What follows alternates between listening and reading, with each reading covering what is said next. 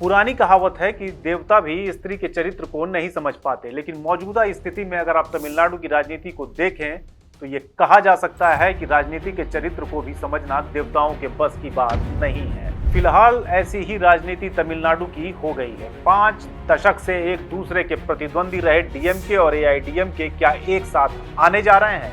तमिलनाडु की राजनीति में ये कुछ वैसा ही होगा जैसा अगर मान लीजिए कि कांग्रेस और बीजेपी का गठबंधन हो जाए। ये सिर्फ उदाहरण के लिए कह रहा हूं, लेकिन ये चर्चा इसलिए हो रही है ताकि तमिलनाडु में उभरे नए सियासी चेहरे थलपति विजय को सत्ता बनाने से रोका जा सके। फिलहाल खिचड़ी कुछ ऐसी पक रही है। 234 सीटों वाली विधानसभा में टीवीके यानी विजय थलपति की पार्टी 108 सीटों के साथ सबसे बड़ी पार्टी बनकर उभरी।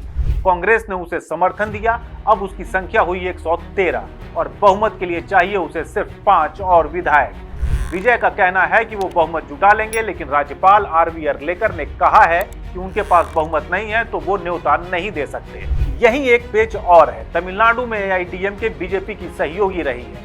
अब चर्चा है कि एआईडीएमके को डीएमके का समर्थन मिल जाए तो सरकार बना ली जाए और विजय को दूर रखा जाए। कांग्रेस ने आरोप लगाया है कि राज्यपाल बीजेपी के इशारे पर काम कर रहे हैं। हालांकि कर्नाटक में 2018 के चुनाव में बहुमत से कम रहने के बाद भी तब वहां के राज्यपाल ने बीजेपी को सरकार बनाने का न्योता दिया था।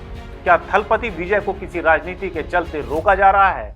आप क्या सोचते हैं इस पूरे राजनीतिक घटनाक्रम पर? अपनी राय कमेंट में जरूर दें।